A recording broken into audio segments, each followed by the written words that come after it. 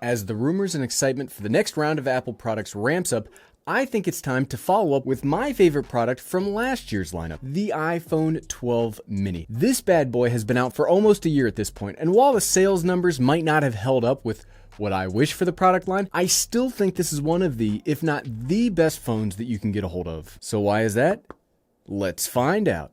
What's up, everyone? I'm the Everyday Dad, and if I can figure it out, you can figure it out. Now, it's totally true that while Samsung and others are dabbling in new hardware features, Apple is clearly laser focused on upgrading their software experiences, and their new hardware gimmicks are, let's make an iPhone, but smaller. That might sound pretty meh, and again, I can't argue with the sales numbers. They really did not back up the mini line. But I've very much enjoyed mine, and I want to talk about what I've liked and what I've disliked about this over the past year. Quick note, nobody provided me this phone for review or comment. I pre-ordered and purchased this myself when it was initially released. While the size might be the thing that draws the eye to the 12 mini, I think the most exciting and really attention-grabbing feature should be the price. Internally, this is the exact same as the standard iPhone 12, but you get it for $100 less. Look, I'll take anything that gives me a discount, especially one that's basically a 15% price reduction right off the top. But even better, you can find these now for like 570-ish bucks on Amazon,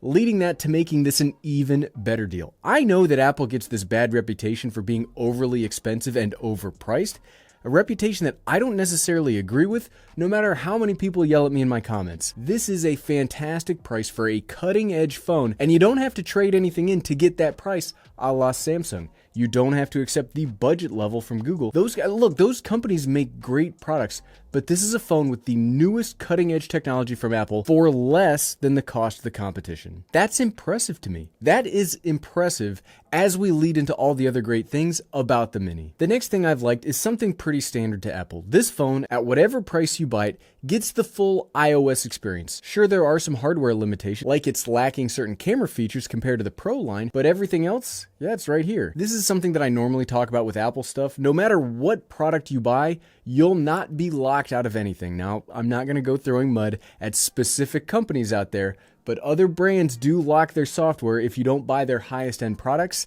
and that drives me insane. If I want to use the brand new FaceTime features announced at WWDC this year, guess what? I don't have to buy the iPhone 12 Pro Max to get it. If their phone, computer, tablet, whatever is capable of running it, you'll get parity no matter what price you paid. The next thing I've really liked is the size. This is basically the perfect size for a cell phone for me. I prefer my phones on the smaller side because I spend most of my days anymore, and I'm pointing to my home office right there, I spend most of my days anymore in that home office in front of my computer, and I don't really travel all that much anymore. So I don't really need a monster screen on my phone because I sit in front of a monster screen all day long. The Mini fits perfectly in the hand and fits very simply in a pocket, and you almost don't even know it's there, which brings it into contrast with the higher end of Apple's line. One of the things that I dislike about my 12 Pro Max is just how it always feels like it's there. It's harder to fit in my phone mounts. It doesn't like to sit in my truck's cup holders. It's just more of a pain to use a bigger phone.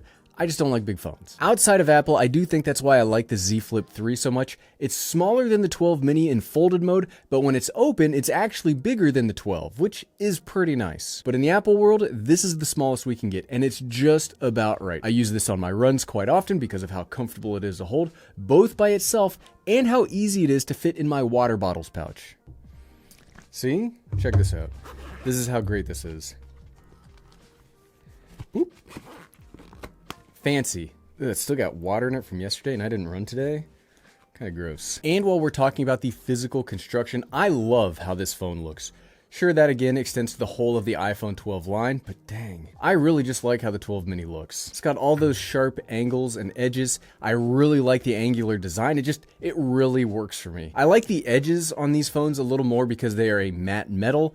And we'll talk about the back in a little bit in the dislike section. Ooh. Plus, this display looks amazing. Even though it is smaller, you're getting a Super Retina XDR display that actually has a higher pixel density than the standard 12. It's crazy how good these little Retina panels look. And while they are at a slower 60 Hz refresh rate than, say, something that you could get from the Android makers, I don't think you'd really be able to tell a difference unless you were staring at the two phones right up in front of your face and looking for that difference. But this is crisp, it's sharp, makes watching some content fine, and while I wouldn't necessarily recommend it, if you want to do some creation on the phone itself, the screen is color accurate to make that doable. Probably going to be pretty tight on usable screen real estate though. Boiling this section down all into one sentiment, all of the physical aspects of this phone are still amazing 1 year later. The next thing that I've really appreciated in the past year is the camera. Now, I don't normally get into it about cameras on phones because honestly, they're so good anymore that they've clearly passed what I need for my family picture taking. And yes, while I have way too much high-end camera equipment in my house for all of this YouTube and I do, all of my family pictures are taken with my phone because that's what I've always got with me. The cameras on the 12 mini are really good at getting those quick moment snapshots, and I've primarily liked the ultra wide angle modes. Sure, it's not as good as the sensor array on the Pro and the Pro Maxes, but those cost double to more than double of what this tiny phone costs, and I don't always want to shoot in the Apple Pro RAW format. Because of how small this phone is, I think that this is the perfect little dual-natured phone and family camera because the bigger the phone, the more annoying it is to get those candid family moments, right? I mean, like everybody has that aunt or uncle with the iPads trying to take pictures at family events. This solves so much of that because you don't need to be the annoying family member to do that. And no one seeks out to be that person at the get-together. So be careful out there, team.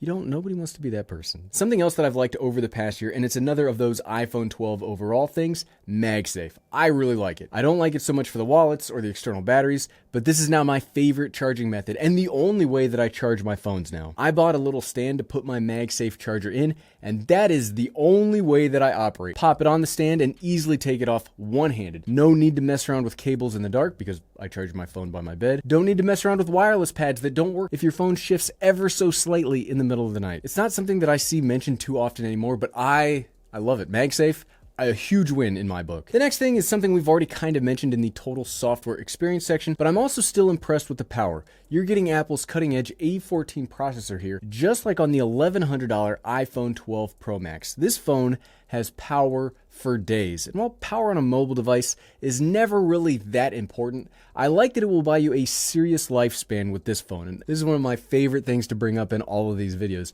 The iPhone 6S will be getting iOS 15 this year. So any of the iPhone 12 lineup will last a very long time before they stop getting software updates.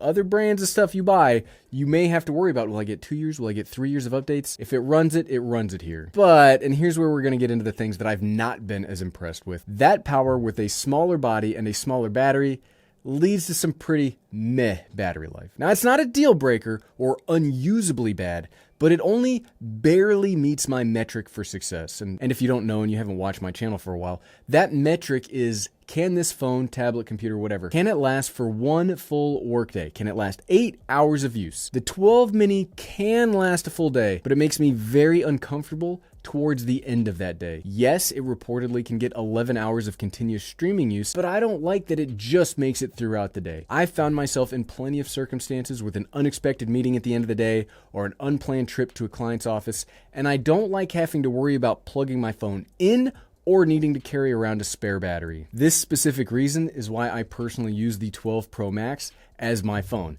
As much as I like the 12 mini, battery life is probably the most important thing for a working professional. We can go on all day about folding phones, screen sizes, productivity, plugging it in, all sorts of external stuff. But if I can't check my mail or dial into Teams meeting because my phone is dead, what else? Nothing else matters. The next thing I haven't liked as much is the back of the phone. And yes, I understand that all new phones have glass backs for wireless charging, but this one gets smudged so easily. Can you see this? Like, I just wiped it down and now it's all fingerprinty. Yeah, you can see, I can see it through there. The second you touch this, it's smudged.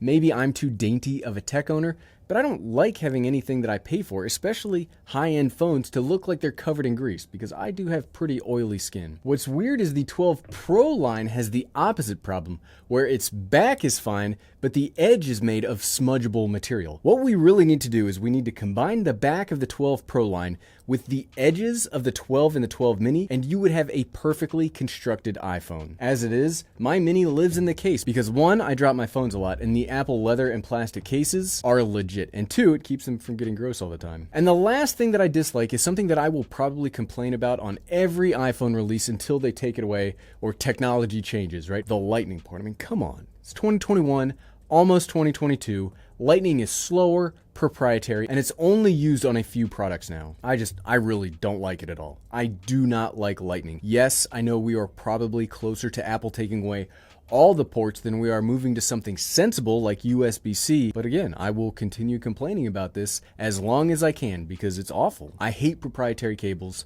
and this does not exclude Apple from that. Proprietary charging of any kind sucks, but it's even worse when it's suboptimal and it's not as good as what else is on the market. But at the end of the day, so what, right? How has the iPhone 12 mini held up after a year, and would I still recommend you get one? If you don't need all-day battery life because you are always near a charger, then the iPhone 12 mini is one of the best phones in the market if you like smaller phones. It's got all the power, all the capabilities, and it looks just as good as the other options, but it doesn't take up a whole lot of space by itself. But if you are watching this video before the iPhone 13 announcement and you aren't in some kind of cell phone emergency, I would probably wait to see what else will come out in a couple of weeks. Even if you are still planning on getting the 12, you could potentially save some money after the announcement instead of spending all of that money now. Either way, if you are in a phone emergency or you just want something today, this is a great phone, and I really hope Apple continues to iterate on it because with a little bit better battery life, this could legitimately be one of the greatest phones in the market. And if you like this video and you want to see some more content on this demure yet powerful phone, you can find my whole playlist by clicking right here. Click, click, click, click, click, click, click. Thanks for watching.